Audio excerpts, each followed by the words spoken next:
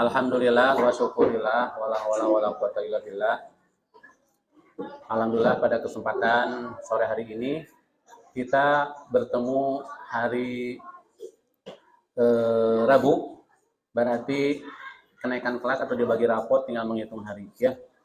Jadi tinggal Kamis Jumat ya, 2 hari pertemuan lagi. Soalnya hari Sabtu kita libur ya. Nah, untuk itu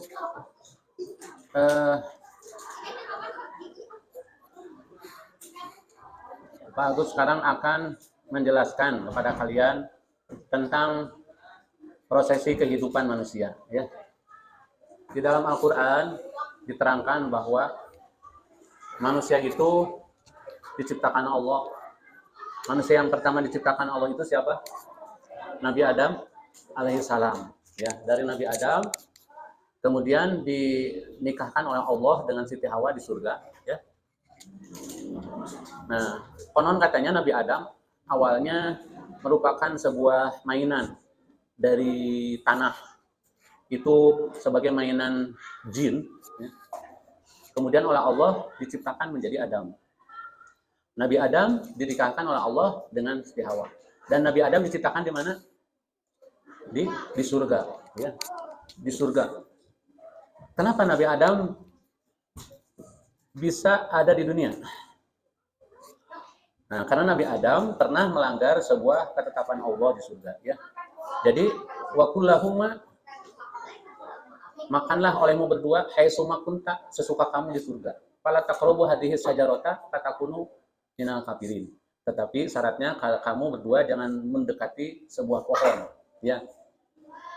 Kalau kamu mendekati pohon itu, kamu akan menjadi kafir gitu. Nabi Adam dengan Siti Hawa bahagia di surga. Betapa tidak, karena berduaan dengan kekasihnya ya, bisa menjalin kasih sayang, menikmati wahana surga, menikmati makanan surga yang luar biasa itu ya. Kemudian Nabi Adam alaihissalam lupa terhadap amanah dari Allah, jangan mendekati pohon itu. Nah, sebenarnya Nabi Adam bukan lupa, tapi anak Nabi Adam terjebak oleh setan yang kebetulan Allah mengizinkan setan untuk menggoda Nabi Adam. Kenapa? Karena dari awal setan diciptakan oleh Allah itu fungsinya, tugasnya untuk menggoda manusia kan.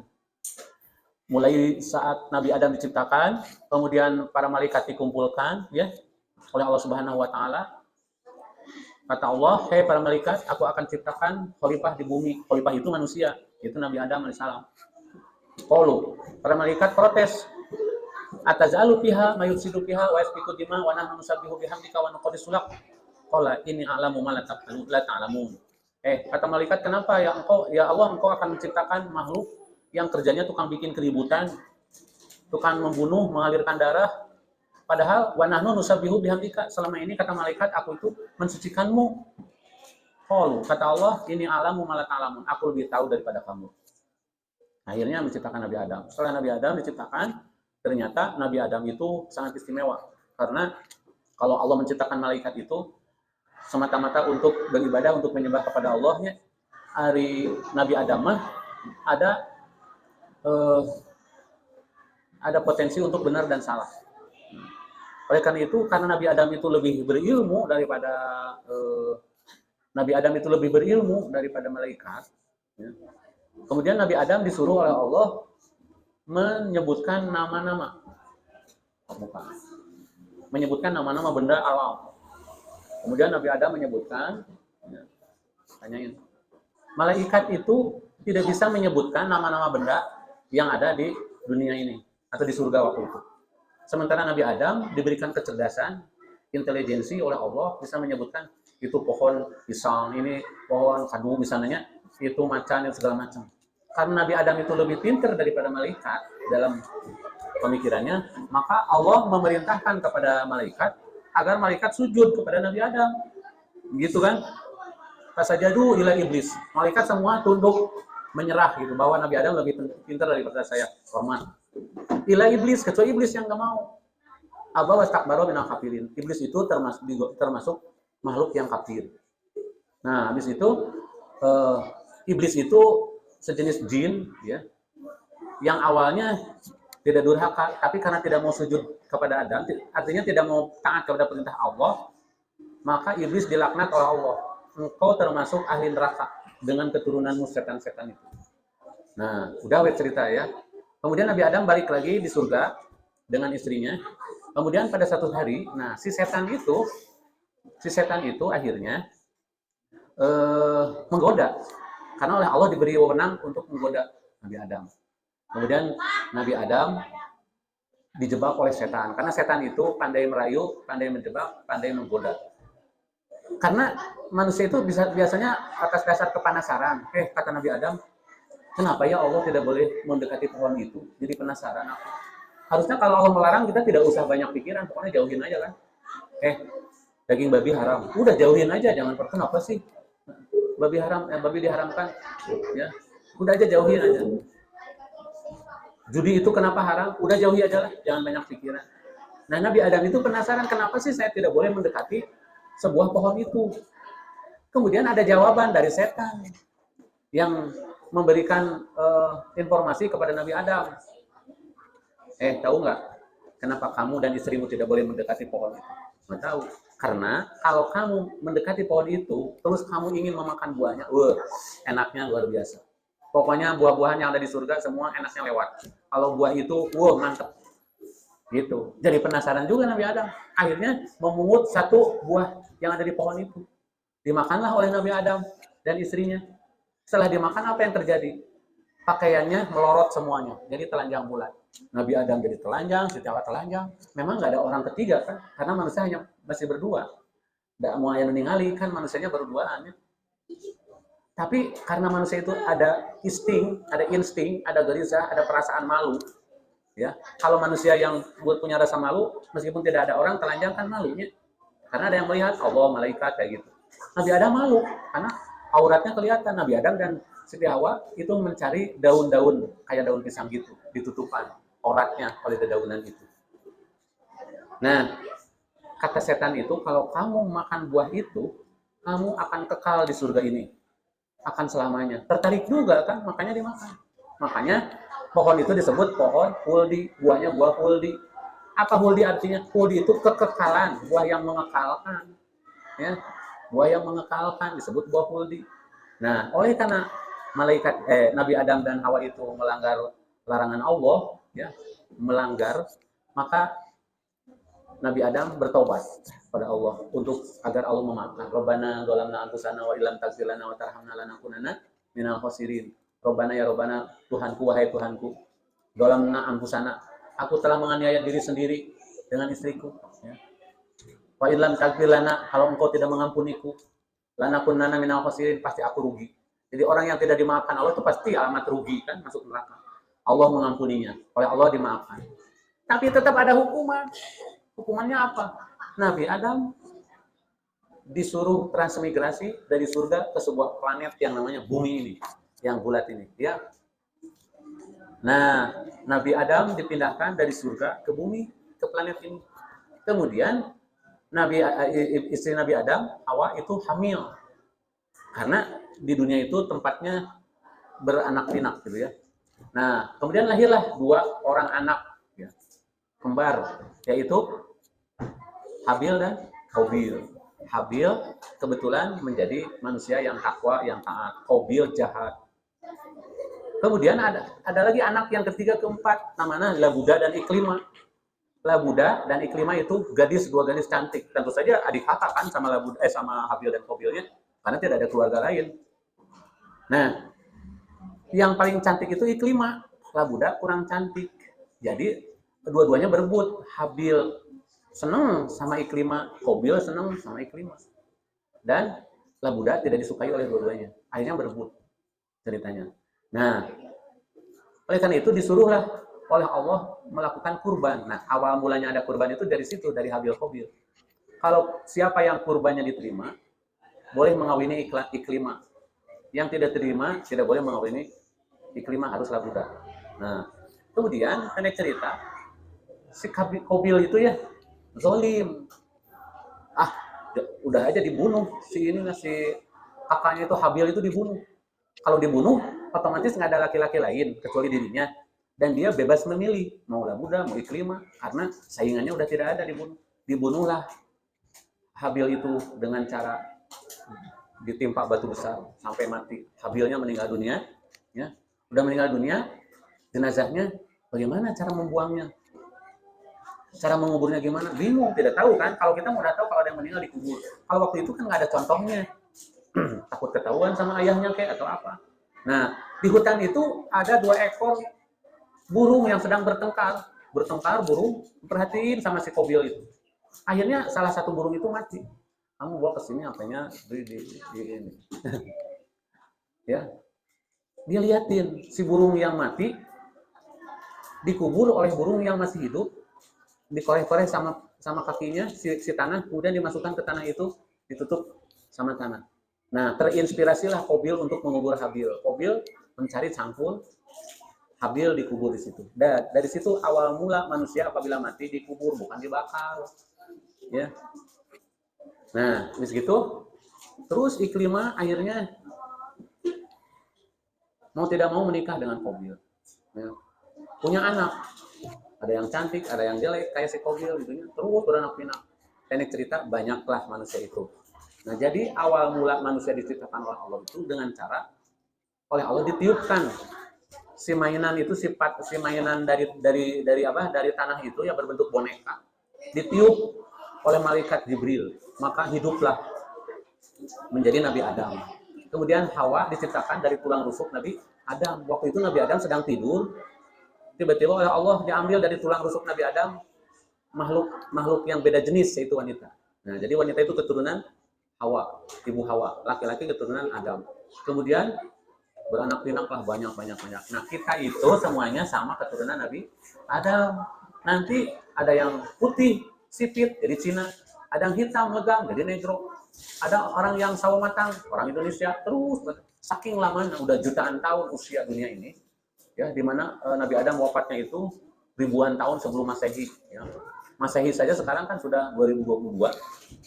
Jangan dibalas, udah 2022 ya, itu Masehi. Ribuan jutaan tahun sebelum tahun Masehi. Itu udah lama banget. Usia dunia itu udah berapa periode manusia itu. Nabi Adam itu usianya hampir 1000 tahun, sama dengan Nabi Nuh alaihissalam. Jangkungnya juga nggak tahu 7 hasta berapa, sarojeng tiang listrik. Konon ada katanya kuburan Nabi Adam, nggak tahu benar nggak tahu salah, itu panjangnya itu 15 meter ya. Jika kumah hanya manusia zaman dulu darah rampung. Jadi tangkal beringin itu sejajar dengan dia. Saking lamanya, maka berkurang para ronok, para naik tidak gini. Ya. Nah, kalau sekarang Allah menciptakan manusia itu tidak diemple-emple dari tanah, ya, enggak. Tapi bertemunya 2 senyawa, ya, di laki-laki dan perempuan. Apabila menikah, nanti si laki-laki itu mengeluarkan sesuatu, ya, dan disimpan di dalam tempat wanita, kemudian bercampur, ya, ada cairan yang dikeluarkan oleh laki-laki dan oleh perempuan, kemudian memasuki sebuah tempat yang kokoh yang disebut rahim. Tahu nggak, si Adit itu kembarannya banyak, ribuan, jutaan. Jadi sel itu jutaan yang keluar dari cairan laki-laki itu jutaan, calon manusia itu jutaan. So, wah, berlomba yang jadi 1, paling kembar 2, 3, jarang yang lebih dari 3. Ya, kebanyakan 1, semua sel mati, sisanya yang hidup 1. Jadilah si Alvaris, jadilah si Adit, jadilah si Lingga, jadilah si Pak Agus. Ya, yang sel itu yang bertemu, sel laki-laki dan dari laki-laki dan perempuan. Ada yang tetap jadi perempuan, bayinya tetap ada laki-laki. Bayangin, di rahim itu ya, mimitinya berupa darah. Makanya kan wanita kalau belum nikah, yang sudah balik keluar darah haid kan, kotoran darah haid itu kotor, dikeluarin. Kalau yang sudah menikah, ya, kemudian sudah dibuahi oleh laki-laki, kemudian si wanita yang hamil itu tidak mengeluarkan darah haid, tidak, karena sudah berubah jadi janin. Bulan ke-1, ke-2, ke-3 udah ada tulangnya, udah ada matanya. Bulan ke-4 udah sempurna jadi manusia, ada kepala, ada kaki, ada tangan, ada mata. Ya, di bulan ke-4 itulah ada tamu agung yang namanya malaikat Jibril, itu pasti datang ke mama kamu yang sedang hamil 4 bulan. Ditiupkanlah, entah seperti apa niupkan, nggak tahu gitu, nggak tahu apa. Yang jelas malaikat Jibril itu meniupkan ruhnya. Maka bulan keempat hiduplah manusia baru yang berada di rahim ibunya, ya. Terus hidup selama 9 bulan. Bulan kelima, ke-6, ke-7, ke-8, ke-9. Bulan ke-9 lahirlah manusia baru, ya, the new world baby, dunia baru bagi bayi, gitu kan? Kemudian setelah lahir, ada yang lahirnya disesar, ada yang lahirnya normal, ada yang abnormal, ada yang 8 bulan udah lahir, ada yang 10 bulan belum lahir, ya. Rupa-rupa, tapi yang pas itu 9 bulan. Betapa payah dan repotnya mama kamu ketika kalian ada di dalam rahim ibu. Coba bayangin, 9 bulan. Kalau bulan ke-1, ke-2, ke-3, ke-4 mending masih kecil ya perutnya. Coba sudah 7 bulan, 8 bulan, 9 bulan. Ara berat gitu teh. Mama wa budak. Ya, ke WC ikut ke WC, mandi ikut mandi, ke warung belanja ikut belanja. Ya, ke tempat wisata ikut ke tempat wisata. Ikut nggak? Ikut. Nggak begini. Saya mau pergi nih ke pasar. Jadi si dedenya dikeluarin dulu, simpen dulu, biar nggak berat. Nanti udah pulang dari pasar, asupkan deui. Nggak mungkin kan? Pasti dia bawa berat kamu tuh. Makanya harus sayang sama orang tua, terutama sama mama kamu. Berat, coba bayangin. 9 bulan. Kalau udah 9 bulan, apa yang diharapkan ibunya? Cepat-cepat keluar. Misalnya, dari bayi jangan keluar, udah di dalam aja seumur-umur. Nggak mungkin. Pasti segera ingin keluar dan ingin segera rindu punya anak, punya keturunan. Tanyain sama mama kamu, karena Pak Agus mah bukan ibu-ibu. Mama, waktu melahirkan saya, mama sakit enggak? Enggak ada yang bilang begitu, enggak enak, enggak, pasti sakit. Bayangin, bayi segede kieu 2 kali ini, ya. Hari kemaluan mama kamu segede gini, harus mengeluarkan orang, kepalanya dulu, jebrol. Pasti sakit itu. Begitu kenapa Agus tadi ngomong. Begitu keluar, mamanya senang dipeluknya, disimpan di perutnya, tali arinya dipotong. Terus nangis. Tahu nggak kamu, kenapa bayi begitu lahir nangis? Kenapa di dalam rahim ibu tidak pernah nangis? Itulah disebut hidayah dari Allah. Ya. Hidayah. Mau pipis, nangis. Mau makan, nangis. Ya. Nggak ngomong, nangis. Matanya lamun budak gede. Hayang nanaon ka indung suka nangis sama mamanya gitu teh. Babayieun. Kayak bayi aja. Ya. Nah, di pause dulu. Dulu balita, bayi 5 tahun. Disekolahin di TK. Udah di TK terus ke SD. Ya. Ke SMP, SMA terus berubah menjadi sarjana. Akhirnya gede. Jadi, betapa besar jasa kedua orang tuamu kepada kalian. Ya. Karena kamu masih anak-anak sih udah sok belegu, teu nyaho. Nyaho nanti main kadahar, nanti duit, teu nyaho orang tua teh susah. Kamu teh harus menjadi anak yang baik, yang soleh. Karena terlalu banyak pengorbanan ayah dan mama kamu itu. Udah menghamili kamu berat, capek, melahirkan sakit. Ayah kamu itu membanting tulang mencari nafkah untuk makan, untuk beli susu SGM, untuk beli makanan bayi, untuk segala macam. Kamu juga akan merasakan nanti, Desti. Kamu akan menjadi gadis, kemudian besar, punya pacar, nikah, punya anak. Jadi sekali lagi, kalau kamu tidak menjadi anak yang soleh, tidak menjadi anak yang soleha, untuk apa kamu hidup di dunia ini? Ya. Seperti apa yang dikatakan malaikat tadi. Qalu ataz'alu fiha ma yufsidu fiha. Kenapa ya Allah engkau akan menciptakan makhluk yang kerjaannya tukang bikin kerusakan? Ya. Wa nahnu nusabbihu bihamdika. Padahal aku itu senantiasa memansucikanmu. Artinya malaikat udah tahu komposisi manusia. Manusia itu kebanyakan bohong, tidak tahu terima kasih, tidak mau ibadah kepada Allah. Ya, kecuali manusia-manusia yang terdidik, yang didik agama, yang dididik pelajaran-pelajaran umum, sehingga akhirnya kalian menjadi manusia-manusia yang berguna. Itu yang diharapkan, menjadi manusia berguna. Kalau udah berguna untuk siapa? Jadi untuk siapa udah berguna? Pertama, untuk diri kalian sendiri, ya kan? Kedua, untuk orang tua. Ketiga, untuk anak-anak kamu kelak. Jangan dikira kamu. Jadi kamu jangan cari-cari ada setan. Setannya di mana tuh di situ? Wah, ininya hitam, panahnya bolotot, giginya panjang. Putih bukan, itu setan mah dari jenis jin. Jin itu tidak bisa lihat oleh manusia, tapi menggoda manusia masuk ke dalam hati. Kalau ingin kamu melakukan maksiat, artinya setan sedang berbisik kepada hati kamu. Kalau misalnya kita mau maksiatnya, mau curi uang di sana, tuh curi duit lumayan, yang jajan, yang apa, tuh dina sakuna si ayah cokot aja. Terus itu tuh yang membisikkan ke setan. Kalau kamu menaatinya, berarti kamu taat kepada setan. Nah, itu setan dari jenis apa? Jenis dari jenis apa tuh? Dari jenis jin. Ada lagi setan dari jenis manusia. Misalnya ada yang menggoda ya. Misalnya kata teman kita itu ngajak-ngajak kepada kita. Sok kita judi yuk. Kurang merokok yuk, kurang merokok, coba betul coklat. Ayo. Berarti yang ngajaknya itu setan dari jenis manusia. Pokoknya manusia yang suka mengajak kepada kemaksiatan itu tuh sebenarnya setan. Kita lagi sholat, itu digoda, digangguin. Itu tuh setan dari jenis manusia, kayak gitu. Ya, paham? Jadi, sekali lagi, kamu harus bercita-cita menjadi anak-anak yang soleh, yang bertakwa, yang taat kepada Allah, taat kepada orang tua. Biarin nggak apa-apa menjadi orang kaya juga, nggak apa-apa. Asal soleh dan bertakwa ya. Seperti itu. Demikianlah aku lupa hadza wa astagfirullahaladzim. Wassalamualaikum warahmatullahi wabarakatuh.